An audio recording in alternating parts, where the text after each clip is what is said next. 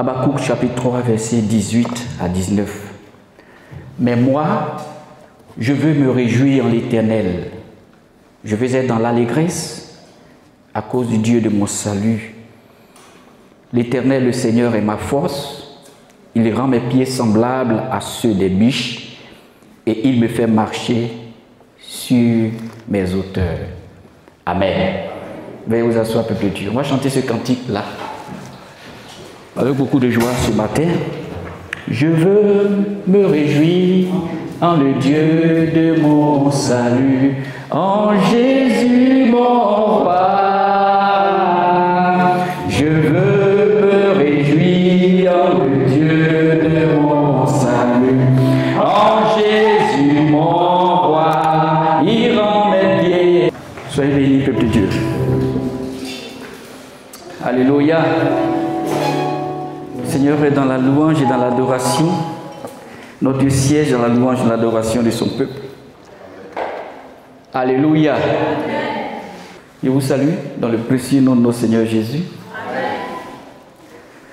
On rend grâce au Seigneur pour ce moment, ce culte de louange et d'adoration. Je suis aux couleurs de la Côte d'Ivoire. Alléluia. Voilà. Nous accueillons la Coupe d'Afrique des Nations.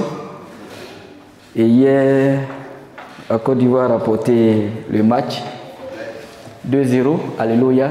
Acclame le Seigneur pour ça.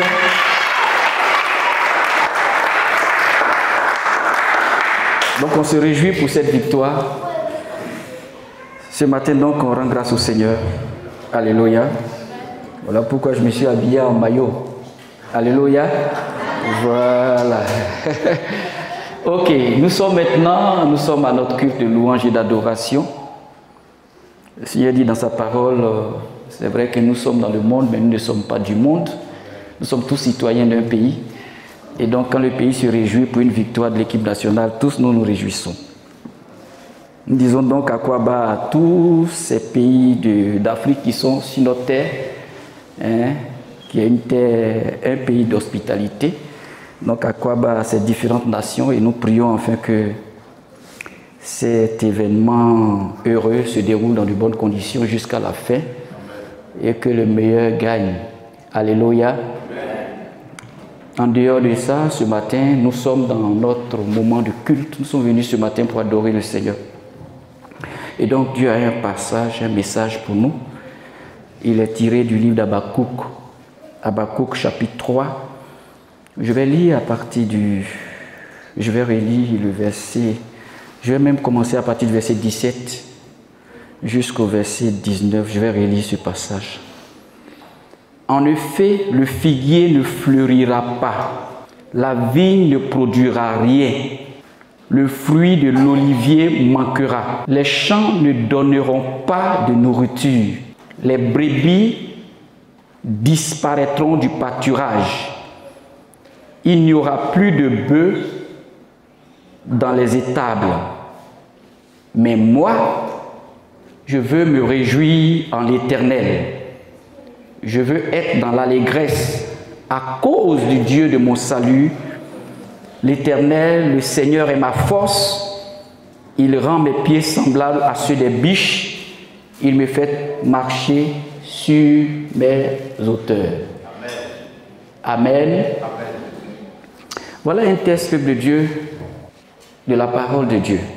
Ce matin, l'Esprit a bien voulu intituler la prédication « Réjouissez-vous en l'Éternel ». Et le Seigneur m'a envoyé en esprit dans ce texte. Et quand j'ai lu ce texte, peuple de Dieu, j'ai vu dans le texte que l'Esprit avait beaucoup de choses à nous dire ce matin. Concernant la joie d'un enfant de Dieu. Réjouissez-vous en l'Éternel. Quand on regarde un peu le contexte dans lequel ce texte est sorti, c'est au temps du prophète Habakkuk. Et Habakkuk va remercier l'Éternel de l'avoir répondu. Vous savez, en toute chose, Dieu nous recommande de nous réjouir. Mais lorsqu'on voit les circonstances, lorsqu'on voit le temps, lorsqu'on voit le mouvement du temps, lorsqu'on voit le monde, lorsqu'on voit certains événements arriver, ça ne pousse pas à la réjouissance. Mais le Seigneur va nous expliquer pourquoi nous devons nous réjouir en lui. Ce que nous devons savoir dans un premier temps, peuple de Dieu, c'est que le mal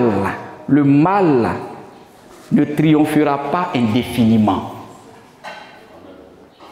Le mal, l'injustice ne va pas toujours triompher dans la vie. Est-ce que tu m'entends, peuple de Dieu? Nous n'avons qu'à attendre patiemment l'intervention de Dieu. Avec patience, nous devons attendre l'intervention de Dieu. Lorsqu'on voit ici l'historique, on voit qu'il fut un temps où, dans la tribu de Juda, beaucoup de Judéens, dans cette tribu-là, beaucoup de personnes avaient perdu en quelque sorte la foi. Et il fallait que le Seigneur intervienne, parce que la parole de Dieu déclare que Dieu châtie ceux qu'il aime. Est-ce que tu m'entends? Dieu châtie celui qu'il aime. Dieu corrige ses enfants. Quand un fils du royaume est dans l'erreur, quand un fils ou une fille du royaume est dans l'erreur, quand cette personne est dans la désobéissance, il peut arriver un moment où le Seigneur va corriger la personne. Les Judéens avaient commencé à sortir du canevas, à sortir de la foi et à poser des actes qui déplaisent au Seigneur. Et Habakkuk avait commencé à prier pour le peuple de Dieu. Le mal avait commencé à ronger la famille chrétienne. Et Habakkuk, en tant que serviteur de Dieu, s'est mis en prière. Il a demandé l'intervention de Dieu. Et le Seigneur a répondu à sa prière. Parce que le Seigneur ne corrigeait pas immédiatement le mal. Il ne corrigeait pas immédiatement ceux qui étaient dans la désobéissance, mais il accordait un temps.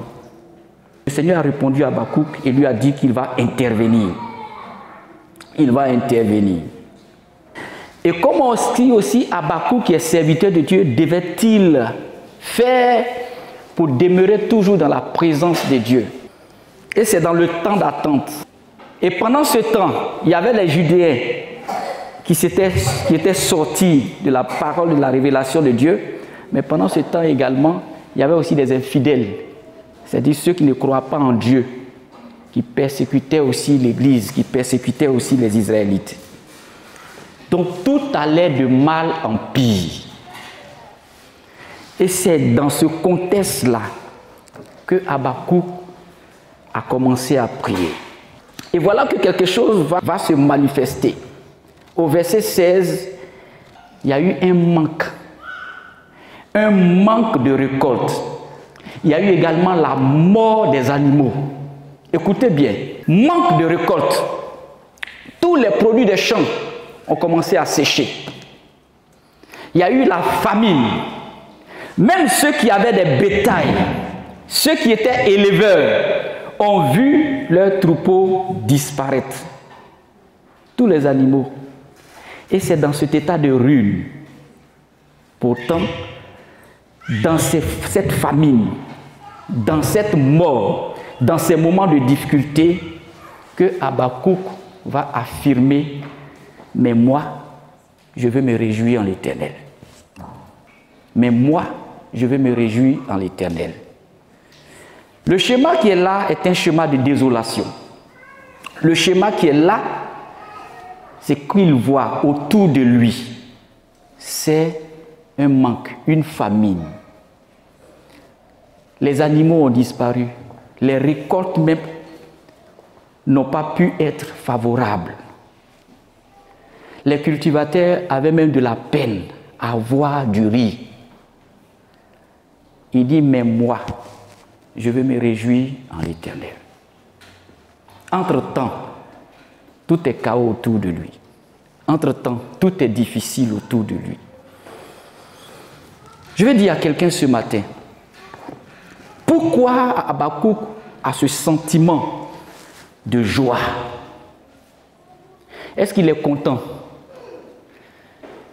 de traverser la famine, est-ce qu'il est content de voir que les troupeaux des Israélites, tous sont morts?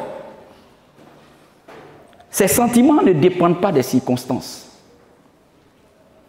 Si tu veux te fier aux circonstances, tu ne peux même pas te lever le matin pour sortir même, aller même chercher du travail.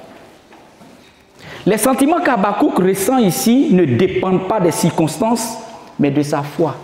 De sa foi dans la capacité qu'a Dieu de le fortifier. Dieu a une capacité de nous donner la force d'avancer. Quand tout va mal, quand le monde trouble et le monde est troublant, quand des circonstances se lèvent contre nous, il y a une force que Dieu est capable de te donner. As-tu la foi? Crois-tu fermement que Dieu peut te donner la force d'avancer dans la vie? C'est ce sentiment-là qu'Habakkuk avait. Quand plus rien n'a de sens et lorsque les difficultés semblent dépasser ce que nous-mêmes nous pouvons supporter, rappelons-nous que notre force vient de l'Éternel. Notre force vient de l'Éternel. Habakkuk dit, je veux me réjouir en l'Éternel. Beaucoup de personnes perdent leur joie face à certains blocages. Ils perdent leur équilibre face aux circonstances. Mais laisse-moi te dire, c'est ce que le diable veut même que tu fasses, que tu es en train de faire. Le diable veut bloquer quelqu'un là où il est. Le diable veut t'empêcher d'espérer et d'avoir foi que Dieu a la capacité de te donner la force encore d'avancer dans la vie, même s'il y a du chaos autour de toi.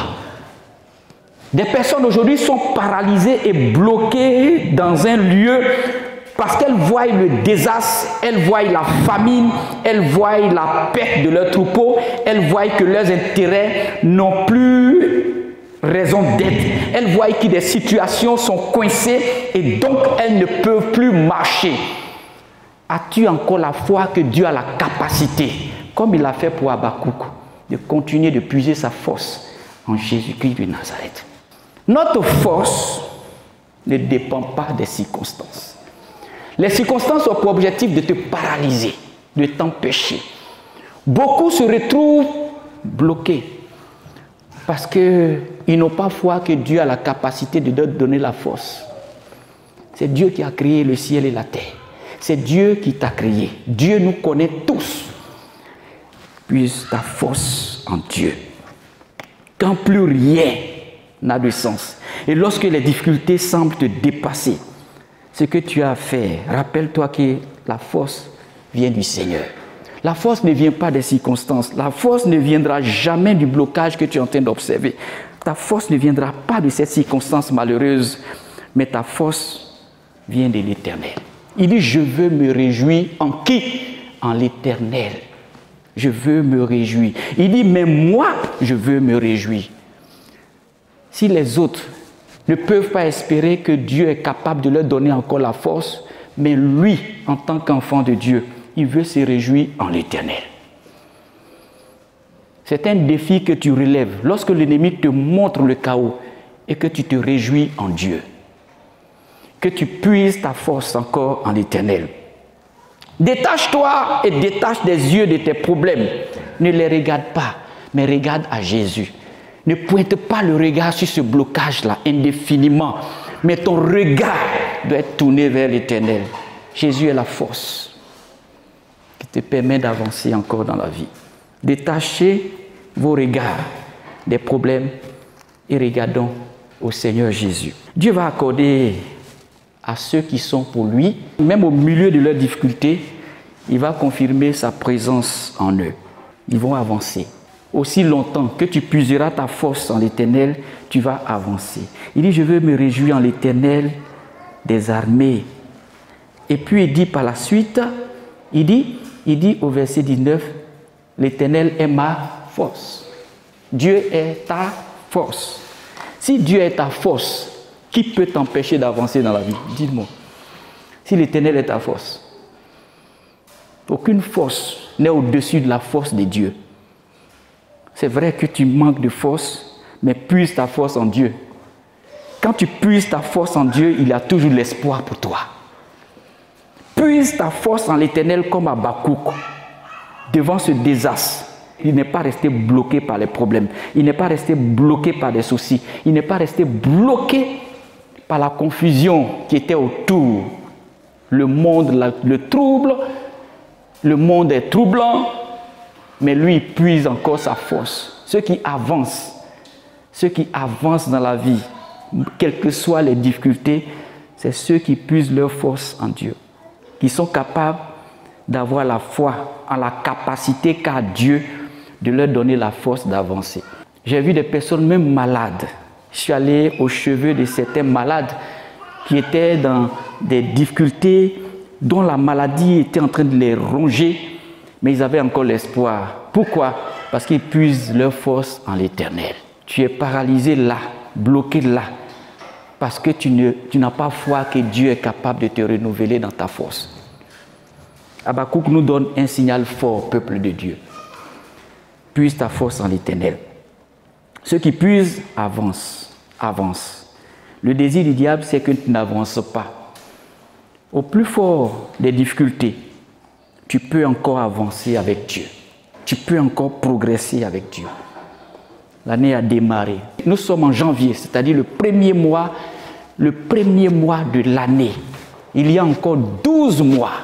12 mois où tu dois avancer, où tu dois marcher, où tu dois puiser ta force en Dieu pour avancer dans des hauteurs, dans des lieux élevés. Le Seigneur nous dispose déjà. Il nous mandate à une vie de progrès, à une vie d'avancée. Mais laisse-moi te dire, il aura plein de difficultés. Cette année, ce serait une année de trouble, une année de bouleversement. Et sur l'échiquier même international, mondial, les bruits de guerre, on les entend. Les bruits de difficultés, on les entend. Les bruits de confrontation. Actuellement, il y a une confrontation entre les vrais et les faux prophètes. Comme ça s'est fait dans le livre d'un roi, au temps d'Élie. Il y a une confrontation. Sur le plan spirituel, il y a une confrontation, peuple de Dieu. Et dans cette confrontation, tu dois t'armer de force. Tu dois puiser ta force dans la prière. C'est pour cela même, chaque dernier vendredi de chaque mois, on aura une veillée de prière. Une veillée de prière pour maintenir le peuple de Dieu en alerte maximale. Jésus passait des nuits dans la prière. Alléluia. Donc c'est pour dire que dans tout ce chaos, dans tout ce schéma de bouleversement mondial, international, et même ce schéma de bouleversement que nous vivons au quotidien, dans nos familles, dans nos maisons, où il y a des entités sataniques qui se lèvent contre nous, l'envoûtement qui est en train de prendre de l'ampleur. Dans tout ce chaos, on peut encore avancer, on peut encore se réjouir en puisant notre force en l'Éternel. Habakkuk nous montre l'exemple. Détachons nos yeux de nos problèmes et regardons au Seigneur. Et continuons d'avancer d'un pas sûr que celui de la biche. Vous savez, la biche, le plus souvent, elle est précise quand elle avance. Regardez un peu une biche en train de gravir les montagnes. C'est comme si l'endroit où elle marche n'est pas accidenté.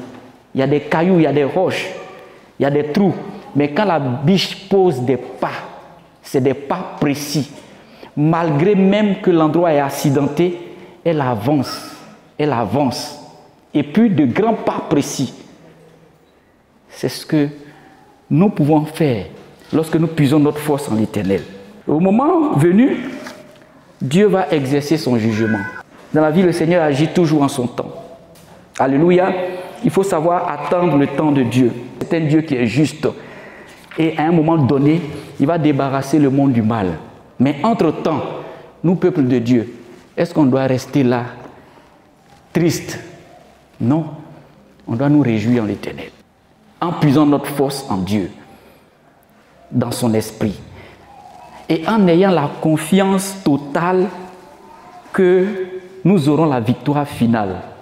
Quand tu sais que dans un combat, la fin du film sera heureuse, alors pourquoi tu vas être triste quand tu vois les difficultés?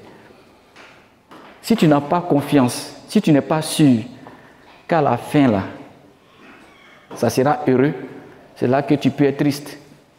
Est-ce que Dieu est un Dieu injuste?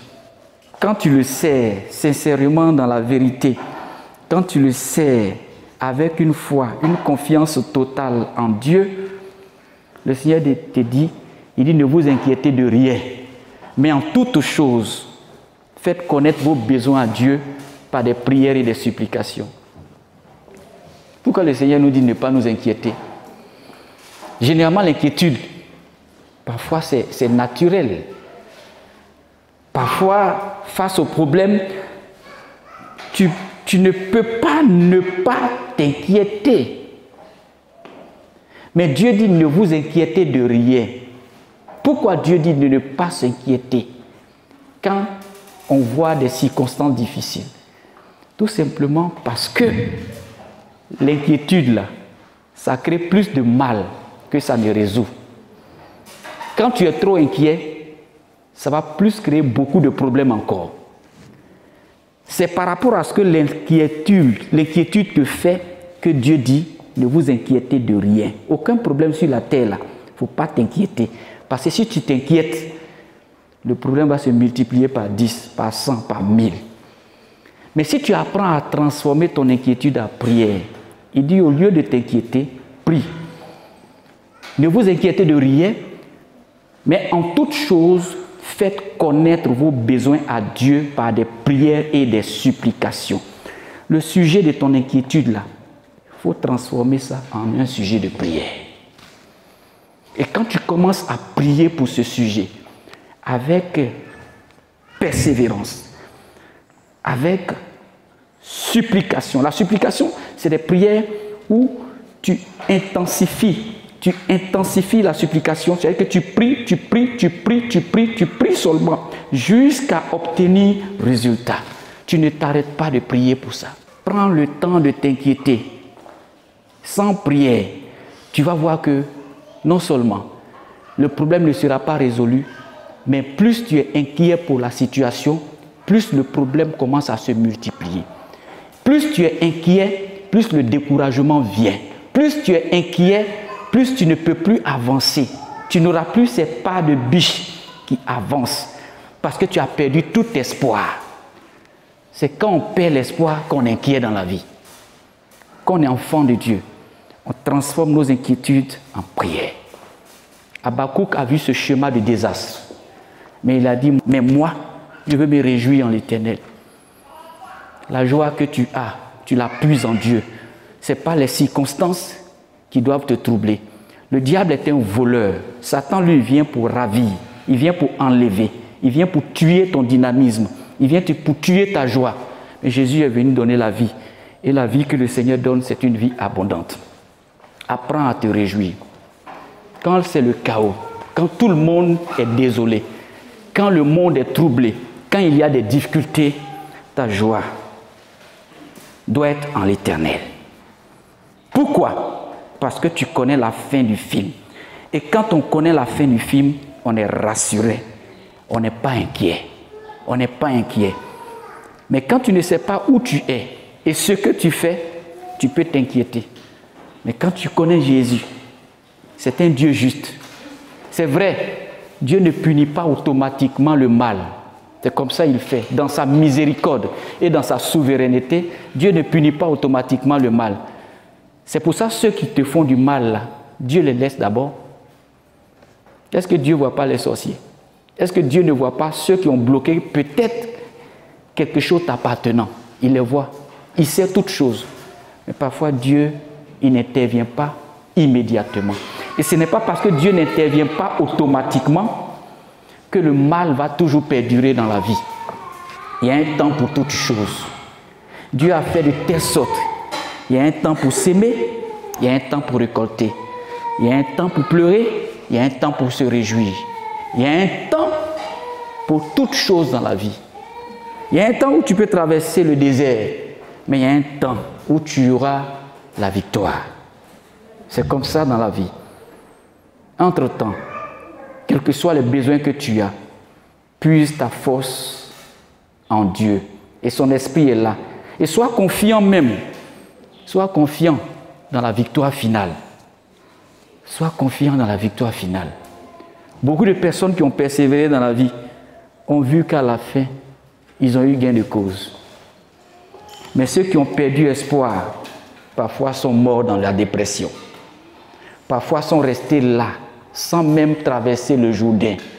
Parce qu'ils pensaient, dans leur esprit, le diable leur a dit que tu ne peux pas franchir ce Jourdain-là. Donc, ils sont bloqués à la rive là. Quelle est ta situation ce matin? Es-tu bloqué à la rive, au bord? Le Seigneur dit, va en eau profonde. Tu peux encore traverser.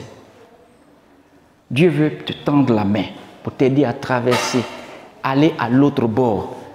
Mais tu t'es bloqué parce que tu dis que je ne suis pas capable. Aussi longtemps que tu vas regarder au vent, aussi longtemps que tu vas regarder à la tempête et que tu n'auras pas le regard fixé sur Jésus, tu ne peux pas aller en profondeur. Observe le Seigneur. Puise ta force en l'Éternel. Mais moi, parce que c'est une décision personnelle. Tu peux décider de puiser ta force et continuer d'avancer dans la vie. Tu peux aussi décider de dire qu'il n'y a plus d'espoir, je vais me suicider parce que je sais que moi là je ne vais pas réussir. Mais est-ce que le plan de Dieu est que toi tu ne réussisses pas? Dis-le-moi. As-tu vu dans la Bible, quand tu lis la parole de Dieu de la Genèse jusqu'à l'Apocalypse, le Seigneur a dit que tu ne seras jamais un succès dans la vie? Le Seigneur a dit que tu ne prospéreras jamais? Non. Le plan de Dieu, c'est ce qu'il y a de meilleur pour chacun de nous. Mais le plan du diable, c'est de te maintenir dans la pauvreté, dans l'angoisse, dans le dénouement total. Mais ce n'est pas ce que Dieu veut pour nous, peuple de Dieu. Tu peux avancer. Habakkuk a décidé d'avancer. Il a décidé de se réjouir. Dans la vie, là, on prend toujours une décision. Soit de ne pas être joyeux ou d'être joyeux. Le sourire, là, c'est quand tu décides de sourire que tu souris. Quand tu souris à la vie aussi va te sourire. Mais quand tu décides de ne pas sourire, même un comédien n'a qu'à faire sa comédie, tu ne vas pas sourire. Il y a des gens comme ça. Ils ont décidé de ne pas sourire. Parce qu'ils sont tellement fâchés de la vie. Ils sont tellement fâchés d'un certain nombre de blocages. Ils se disent que Dieu est la cause de leur situation. Jésus n'est pas la cause, mais il est la solution. Il est la solution. Tout problème, Christ est la solution. Donc fais comme Habakkuk. Habakkuk a demandé à Dieu aussi pourquoi les méchants prospéraient. Ça, c'est une question fondamentale qu'on pose le plus souvent dans la vie. Tu vois certaines personnes qui ne connaissent pas dans le Seigneur, qui sont dans l'opulence. Tu les vois, ils baignent, tout marche pour eux. Et puis toi qui es enfant de Dieu, tu vois qu'il y a un peu de difficulté. À un moment donné, tu te dis, mais Seigneur, pourquoi? Ça, c'est des questions que nous posons quelquefois. Habakkuk a posé cette question à Dieu. Et Dieu a répondu à sa question. Vous savez ce que Dieu lui a dit? Dieu lui a dit simplement que la prospérité des méchants, c'est temporaire. C'est juste pour un temps. C'est une prospérité éphémère, ça ne dure pas. Alléluia. C'est pour ça que regardez bien. Vous allez voir tous ceux qui sont prospères dans le mal, qui sont prospères dans le mal, dans l'injustice, et qui avancent. Vous les voyez, vous les enviez quelquefois, mais c'est pour un temps. C'est comme la rosée. Tous les matins, là, observez les plantes. Vous allez voir sur les plantes, parfois il y a des buées, il y a la rosée. Mais ça ne dure pas. Ces petites gouttelettes qui sont sur les plantes le matin, là, 6 heures du matin, 5 heures du matin, vous le voyez, c'est des rosées. Ça se transforme en gouttes d'eau. C'est sur les plantes. Mais autour de 7 heures, 8 heures, ça disparaît. La prospérité du méchant, c'est comme ça. ça ne dure pas. Ça ne dure pas. Toi, attends patiemment et laisse Dieu agir. Mais pendant ce temps, ce n'est pas le temps de te révolter contre ton Dieu. Ce n'est pas le temps de dire que c'est impossible. Ce n'est pas le temps de dire que moi, je ne vais pas avancer dans la vie. Mais c'est le temps de te réjouir. Parce que Dieu t'a déjà montré la fin du film. Quand Dieu montre la fin du film à quelqu'un, c'est pour qu'il soit confiant. C'est pour ça que parfois tu rêves. Et dans le rêve, tu vois parfois la fin du film. Dieu te montre par des révélations la fin du film. Ta destinée parfois est révélée dans des songes. Et pas seulement dans des songes. Parfois, le Seigneur peut te faire des révélations précises. Tu peux avoir une intuition précise. Et tu sens que voilà ce que Dieu te destine à faire.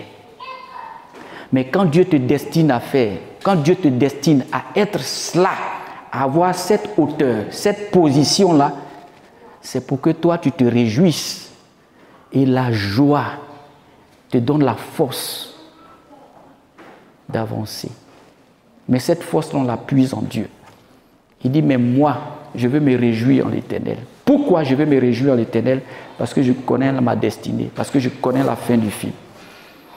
C'est pour ça que les blocages actuels, les soucis actuels ne doivent pas empêcher un enfant de Dieu d'avancer dans la vie. On voit parfois, on dit, Seigneur, à quand la délivrance? Alléluia. Quand est-ce que je vais sortir de ce chaos? Quand est-ce que je vais sortir de cette prison? Mais le Seigneur laisse faire parfois le méchant pour un temps. Il laisse faire parfois le méchant pour un temps, parce qu'il est souverain. Dieu connaît toutes choses, il sait toutes choses. On ne peut pas forcer Dieu à agir quand le temps n'est pas encore arrivé. Oui, même nos inquiétudes, nos lamentations ne peuvent pas forcer Dieu à agir. Ce que Dieu nous demande, c'est d'avoir confiance en lui. Dieu est un Dieu de justice. Dieu est un Dieu de justice. Tous ceux qui ont vécu dans la Bible, tous les personnages qui ont craint l'Éternel, quand vous lisez la Bible, vous verrez que le sort de celui qui est juste, son sort final a été glorieux.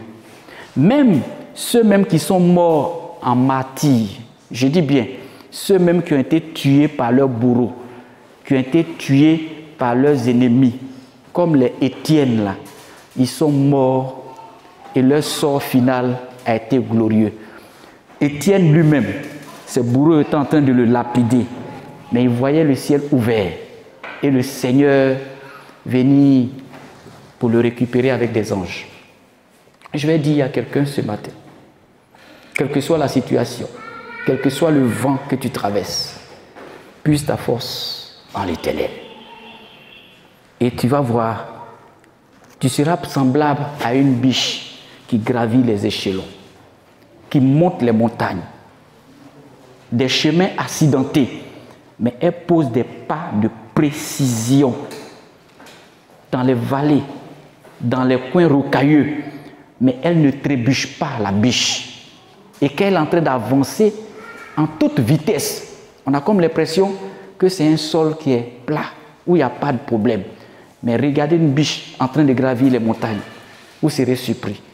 Cette précision-là, c'est le Saint-Esprit qui te permet d'être précis et de poser des pas précis. Là où le diable pense que tu vas trébucher, tu ne trébucheras pas, mais tu avanceras au nom de Jésus. Parce que tu puises ta force en l'Éternel. Le Seigneur est là pour nous donner la force. Il est là pour nous donner l'encouragement. Il est là pour nous donner l'essence. De la même façon, lorsque un moteur manque d'essence, la voiture ne peut pas avancer. Notre essence est dans la parole de Dieu. Ce n'est pas dans la parole du mal. Le diable te montrera toujours des schémas négatifs dans la vie. Je t'assure, peuple de Dieu, chaque jour, quand tu te lèves, lui va te montrer un schéma négatif.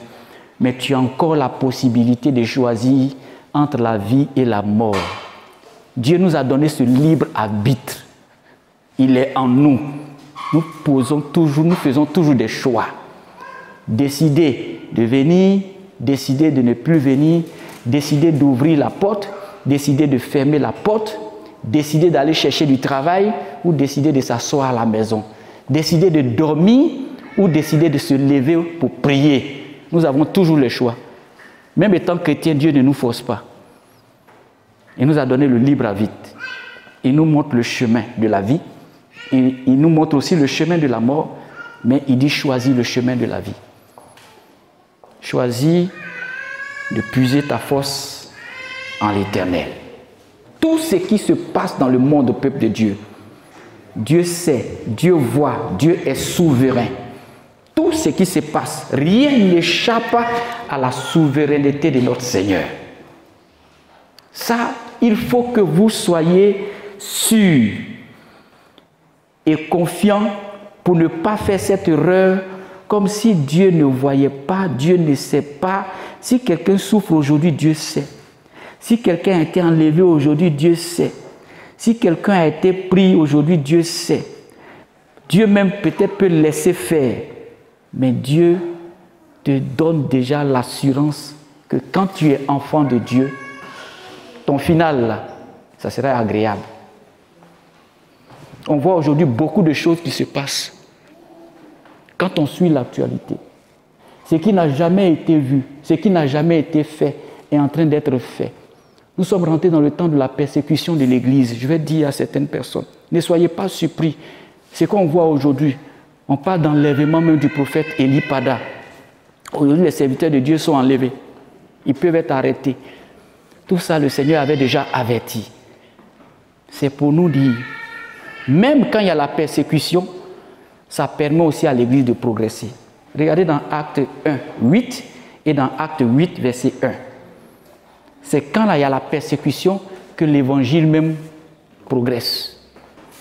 Donc, attendez-vous à ce genre d'événements. Je le dis pour qu'on ne soit pas surpris, mais pour que l'Église prie. C'est le temps de prier. C'est le temps d'être encore plus déterminé. C'est le temps de puiser sa force en Dieu. Ce n'est pas le temps de ralentir.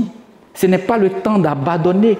Ce n'est pas le temps de baisser dans la prière, mais c'est le temps de s'armer encore plus dans la prière. Ayons foi et confiance en notre Dieu. Dieu peut laisser faire pour un moment, mais le mal ne perdurera jamais sur la terre. Dieu est un Dieu de justice. Il agira au moment opportun. Prions pour tous les serviteurs de Dieu, les prophètes, les pasteurs, tous. Prions pour tous les enfants de Dieu. Peuple de Dieu, quand un membre du corps est malade ou bien un problème, c'est tout le corps qui ressent. Alléluia.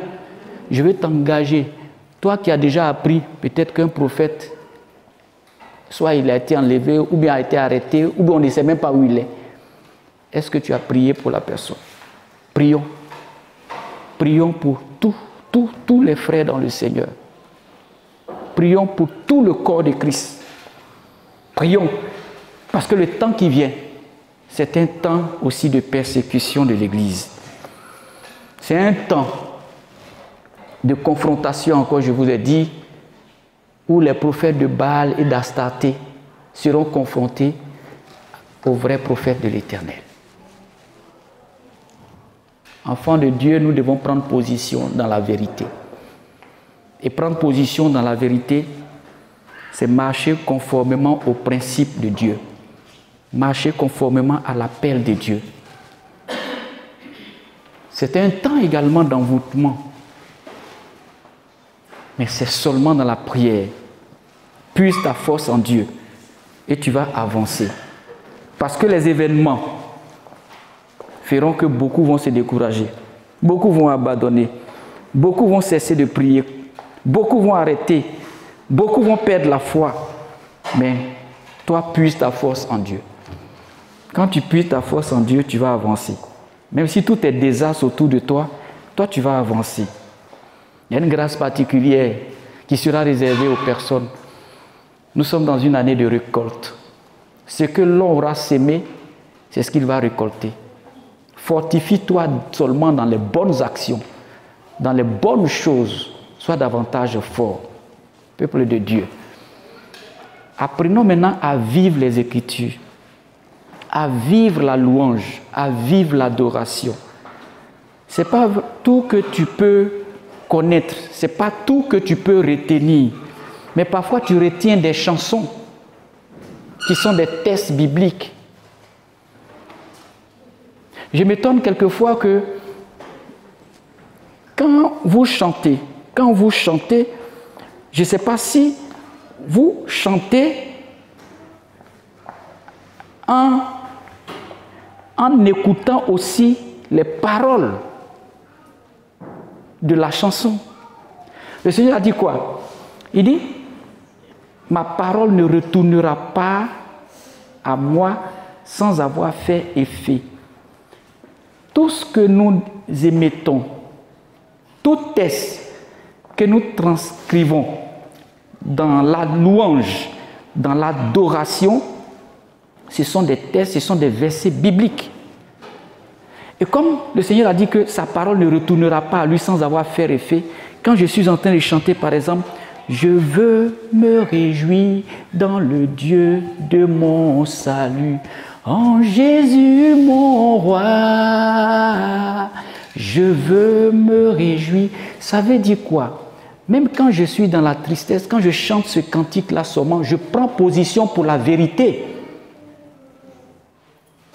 Mais pourquoi est-ce que vous refusez de prendre position pour la vérité? Qui est la vérité? Jésus a dit dans sa parole, je suis le chemin, la vérité et la vie. Et la vérité est que je peux me réjouir en l'Éternel, en dépit des circonstances difficiles que je traverse. En dépit de mon problème, je peux prendre position pour me réjouir en l'Éternel. Je peux choisir d'être joyeux en Jésus. C'est vrai que le problème est là, c'est vrai que la difficulté est là, c'est vrai que Goliath est là, c'est vrai que la montagne est là. Mais moi, je prends position pour Jésus face à la montagne. David, petit David, il n'était pas soldat, il n'était pas outillé aux armements, aux armes, mais il a pris position pour la vérité. Oh, il y avait des soldats, il y avait une armée d'Israël qui chaque jour fuyait devant Goliath. Mais David n'a pas appris à utiliser les armes. Il a appris à être berger. Son papa l'a envoyé tout simplement sur le champ de bataille pour aller voir, pour prendre des nouvelles de ses frères et pour leur apporter un peu de provisions. C'est là il arrive là-bas, il voit que ses frères qui sont dans l'armée là, quand Goliath sort, eux ils fuient. Quand Goliath sort, eux ils fuient. Quand Goliath les menace, eux ils ont les armes. Ils savent utiliser les armes. Ils ont les boucliers, tout. Mais eux ils fuient. Il a dit, mais pourquoi? Pourquoi quelqu'un qui est infidèle, qui ne croit pas en Dieu, va-t-il menacer l'armée de l'Éternel? Je refuse ça parce que mon Dieu est fort. Il a pris position. Peuple de Dieu, prenons position pour la vérité. Quand tu prends un verset, il ne suffit pas de citer le verset, mais tu dois prendre position pour la vérité. Quand tu es en train de chanter, il ne te suffit pas seulement de remuer les lèvres, mais tu dois prendre position pour la vérité. La vérité se trouve toujours dans les Écritures. Il y a la lettre et il y a l'esprit de la lettre. L'esprit de la lettre, c'est le fond du sujet. Et quand je veux me réjouir dans le Dieu de mon salut, oui, je suis venu avec un problème, mais ce matin, je dois me réjouir en l'Éternel. Alléluia. Alléluia. C'est comme ça qu'on a la victoire dans la vie.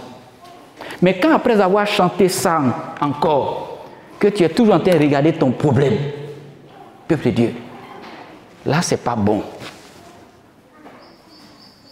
Écoutez bien. C'est pour ça que vous allez voir que Dieu est dans un mouvement. Là où vous pensez que Dieu est là, il n'est pas là-bas. Le vent va souffler. Ils vont chercher Dieu dans le vent. Il n'est pas là-bas. Les gens vont faire du spectacle. Ils vont chercher Dieu dans le spectacle, mais il n'est pas là-bas. Il est dans un doux murmure. Doux murmure. C'est là que Dieu se cache, peuple de Dieu. Donc, Dieu, on le cherche le plus souvent là où il ne faut pas. Alléluia. Mais Dieu, paf, il est dans un doux murmure. Pardonnez. Voilà, moi, mais ça laisse comme ça. On peut continuer un peu? Amen. Voilà. Donc, je disais, Dieu, attendez, je vais lire le texte, je vais retrouver le texte. Si je le retrouve, je vais lire en 1 Roi 19. Je vais lire en 1 Roi 19. Je lis ce texte. Écoutez bien, peuple de Dieu. Verset 11. L'Éternel dit, sors et tiens-toi sur la montagne devant l'Éternel, et l'Éternel va passer. Donc Dieu était en train de parler à Élie. Il dit, sors et tiens-toi sur la montagne, et l'Éternel va passer. Devant l'Éternel, il y eut un vent fort et violent qui déchirait les montagnes et brisait les rochers. L'Éternel n'était pas dans le vent. Après le vent, il y eut un tremblement de terre. L'Éternel n'était pas dans le tremblement de terre. Après le tremblement de terre, il y eut un feu. L'Éternel n'était pas dans le feu.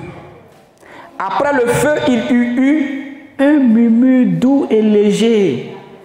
Et quand il l'entendit, Élie s'enveloppa le visage et son manteau sortit et se tint à l'entrée de la grotte.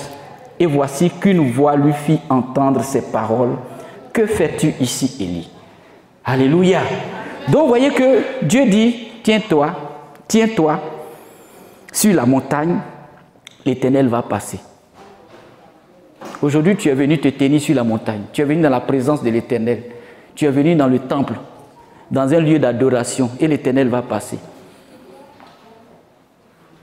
Et premier signe qui apparaît, il y eut un vent fort et violent qui déchirait les montagnes et brisait les rochers.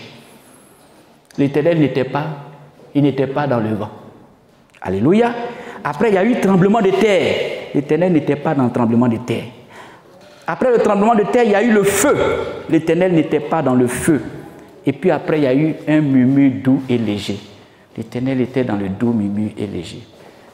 Quand tu te tiens toujours dans la présence de Dieu, fais attention. Dieu va passer, mais il faut savoir le saisir.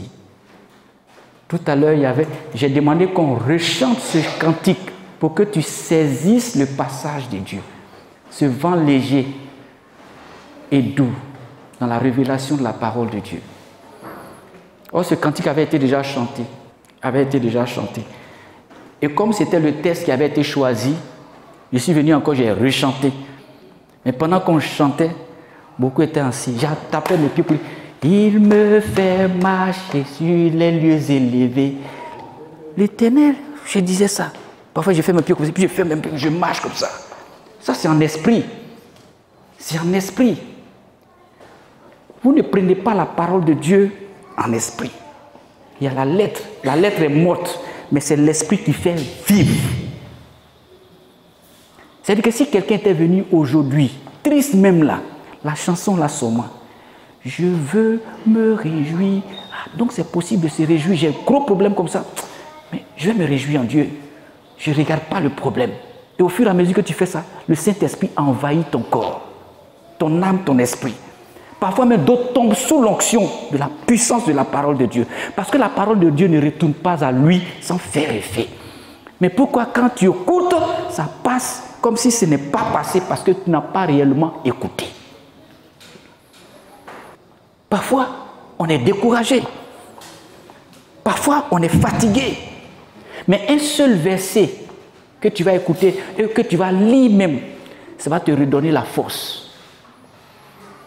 Dieu est dans sa parole. Le Seigneur est dans sa révélation. Peuple de Dieu, c'est encore possible d'avancer dans la vie. C'est encore possible de poser des pas précis et de monter. Ça dépend de la décision que tu vas prendre. C'est encore possible de refuser d'être paralysé devant le Jourdain et de dire que moi je ne peux pas avancer. Non. Les enfants d'Israël ont pu traverser le Jourdain parce qu'ils avaient confiance. Ce n'était même pas encore ouvert. Mais je pense que même Moïse même a mis d'abord son pied même dans l'eau là. Et puis il a commencé à avancer avant que ça ne s'ouvre. Ce n'est pas ouvert directement. Pourquoi? Quand ils sont arrivés, ils ont freiné. Parce qu'il y avait un étang d'eau devant eux. Tu peux freiner, mais après, quand tu saisis la parole de Dieu, tout change. Tout change. L'eau là, que tu vois là, ça peut disparaître quand tu saisis la parole de Dieu. Jésus a marché sur les eaux. Mais un de ses disciples qui était dans le bateau, lui a dit, mais Seigneur, si c'est toi, permets aussi que je puisse marcher comme toi. Et qu'est-ce qu'il a fait? Il a fixé son regard sur le Seigneur. Le Seigneur lui a dit, viens. Le Seigneur lui a tendu la main. Il a saisi la main du Seigneur Jésus. Il a commencé à marcher aussi sur les eaux. Saisis la main de Jésus. Saisis la voix de Jésus. Saisis le message de Christ. Saisis le message de Jésus. Plus tu saisis son message, plus tu saisis la voix, plus tu avances. Parfois, on traverse des situations, on ne peut pas voir tout ce que Dieu fait. On ne peut pas voir aussi tout ce qu'il va faire dans notre vie. Mais on peut être sûr qu'il est Dieu. N'aie pas peur. Ne promène pas des regards inquiets. Ce n'est pas parce que tu ne vois pas que Dieu ne travaille pas. Ce n'est pas parce que tu ne vois pas encore les traces que Dieu ne travaille pas. Tu ne peux pas voir tout ce qu'il fait. Tu ne peux pas voir aussi tout ce qu'il va faire. Mais tu peux être quand même sûr qu'il est Dieu. Tu peux être sûr que c'est un Dieu de justice. Et si tu es sûr que Dieu est Dieu, il ne faut pas t'inquiéter. Puise ta force en Jésus. Sois dans la vérité et continue d'avancer comme cette biche-là. Ne retourne même pas en arrière, comme la femme de Lot, qui a regardé en arrière Sodome et Gomorrhe et qui a été transformée en statue de sel. Si tu regardes en arrière, tu peux être bloqué à Sodome et à Gomorrhe. Tu peux être transformé en une statue de sel. Mais si tu regardes devant, l'espoir, l'espérance, la grâce, la faveur, tu vas oublier l'arrière. Oublie ton passé. Regarde l'avenir. C'est l'avenir qui est glorieux. Parfois, fais même des schémas. Prends même des photos de ce que tu veux être, de ce que tu veux avoir. Mets-les au chevet de ton lit. Et puis regarde de temps en temps. Et espère que Dieu va te donner ce que tu regardes. Quelle que soit la grandeur des choses que tu veux avoir, Dieu est capable de te le donner. Ne limitons pas Dieu. Élargis seulement ta tente. Apprends seulement à avancer. Et tu peux encore avancer. Comme cette biche-là, semblable. Et puis faire des pas de géant. C'est possible avec Jésus. Que Dieu t'aide ce matin. Cette assurance est une source de confiance, peuple de Dieu. Et d'espérance dans un monde qui est troublé et troublant. L'assurance que Jésus est avec nous. L'assurance que notre force, nous la puisons en Jésus. C'est parce que j'apprends à puiser ma force en Christ que je peux encore me tenir devant vous, peuple de Dieu. Parce que sans Jésus, on ne peut rien et on n'a rien. C'est l'espoir de notre vie. Et si Jésus est l'espoir de ta vie, ne baisse jamais les bras. Oui, il fait beaucoup de choses que tu ne vois pas. Mais Dieu travaille. Ma maman aimait chanter ce cantique. Dieu travaille, mais on ne voit pas les traces. Mais c'est les résultats qu'on trouve devant. Elle chantait ce cantique-là en langue vernaculaire, en langue obé. Elle aimait bien chanter ce cantique. Parfois, lors des cultes, elle s'élève. Dieu travaille, on ne voit pas les traces. Mais le résultat, là, c'est ça qui arrive, c'est ça qu'on voit. Dieu travaille. Depuis que tu vis, Dieu a commencé à travailler. Il ne va jamais arrêter de travailler dans ta vie. Dieu ne va jamais arrêter aussi de parler dans ta vie. Il continuera de travailler. Jusqu'à ta mort, il continuera de travailler pour toi. Sache-le. Alors quand Dieu travaille pour toi, puise ta force en lui et puis avance aussi avec lui. Ne sois pas paralysé. Ne reste pas devant le Jourdain. Tu es capable de traverser ce Jourdain. La grâce de Dieu et sa faveur sont toujours disponibles pour les enfants de Dieu. Ne regarde pas les circonstances, mais regarde à la grandeur de ton Dieu. Regardez, peuple de Dieu, si tu veux regarder les hommes tu ne peux pas avancer dans la vie. Regardez Jésus et puis chercher à avancer. Ce n'est pas le gouvernement qui va te donner travail. Le gouvernement ne peut pas donner travail à tout le monde, peuple de Dieu. Ce que le gouvernement peut faire, il fait. Mais il ne peut pas donner travail à tout le monde. Mais Dieu peut donner travail à tout le monde. Dieu a une destinée glorieuse pour tout le monde. Donc ta destinée n'est pas dans la main d'un gouvernement. Ce n'est même pas dans la main d'un tonton ou bien d'un oncle qui travaille ou bien d'une personne, ni même de ton père ni de ta mère. Les papas et les mamans, ils nous accompagnent pour un temps. Si notre destinée était dans la main de nos parents, ils allaient rester avec nous jusqu'à... On allait devenir quelqu'un avant qu'ils ne partent. Est-ce que tu m'entends, peuple de Dieu? Mais ton papa, ta maman, ils vont te porter dans la main pendant un temps. Quand le temps est fini, Dieu les prend. Mais toi, tu es resté là. Ça veut dire que tu ne vas pas devenir quelqu'un? Non. Moi, quand mon père mourait, j'étais en 3e. Et quand il est mort, je pensais que tout était fini pour moi. Qui allait payer mes études? Qui allait faire ça? Qui allait faire ça? Est-ce que maman allait pouvoir? Tout ça, c'était mes inquiétudes en tant que jeune homme en son temps. La même année, mon père est décédé là. La même année, là, j'ai eu le BPC. J'ai été orienté au lycée de Mans. Et Dieu va faire. Notre destinée n'est pas liée à un état, n'est pas liée à nos parents, mais c'est lié à Jésus. Parce que c'est lui qui connaît notre destinée. Il faut puiser ta force en Dieu si tu veux avancer dans ta vie. Quand les problèmes surgissent, ça vient même pour que tu puisses être grand dans la vie. Tout problème doit te rendre grand, doit te rendre fort. Tout problème. J'insiste ce matin sur les problèmes parce que beaucoup sont affaiblis aujourd'hui par des problèmes. Dans la vie, là, personne ne peut dire qu'il n'a pas de problème. Non, mais c'est relatif. C'est-à-dire que tu ne peux pas vivre dans ce monde sans problème. Mais tu peux vivre avec les problèmes et remporter la victoire si tu puises ta force en Jésus. Que Dieu te fortifie. Apprends à compter sur Dieu. Regarde toujours la fin du film. Ne te contente pas du présent. Regarde la fin du film. Moi, j'ai déjà fait ma projection sur plusieurs années. Parfois, quand je regarde les difficultés, je fixe mon regard sur l'avenir. Je vois que l'avenir est porteur. Donc, problème de maintenant, là, ça ne me dit rien. Parce que je sais que demain, elle sera meilleure. Avec Jésus, notre lendemain est toujours meilleur. Toujours. Tu ne vas pas aller laisser problème de 2023 et puis problème de 2023 va te suivre en 2024. Non. Quand tu es enfant de Dieu, tu gravis les échelons toujours. Mais tu le fais en comptant sur Dieu. Si tu comptes sur Dieu, là alors tu vas avancer. Mais si tu ne comptes pas sur Dieu, à un moment donné, tu peux être bloqué. Or, ce n'est pas normal que tu sois bloqué.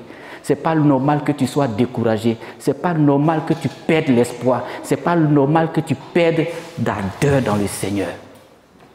Dieu doit toujours te fortifier. Que Dieu bénisse son peuple. Que la grâce de Dieu soit sur ta vie. Et il y a de l'espoir. Habakkuk nous donne l'exemple. Puisons notre force en l'Éternel. Nous allons nous tenir debout et on va chanter encore ce cantique-là pour terminer ce moment. Je veux me réjouir en l'Éternel. Nous allons chanter ce cantique de façon différente. Ça sera en même temps un sujet de prière pour nous et un moment de restauration pour le peuple de Dieu. Nous allons chanter ce cantique-là ensemble, encore, peuple de Dieu, pour terminer notre culte de louange et d'adoration. Je veux me réjouir en l'Éternel, le Dieu de mon salut. Alléluia. Je veux me réjouir en le Dieu de mon salut, en Jésus mon roi. Je veux... À l'écoute de la parole de Dieu. Retrouvez-nous sur nos pages Twitter, Instagram et YouTube. Que Dieu vous bénisse.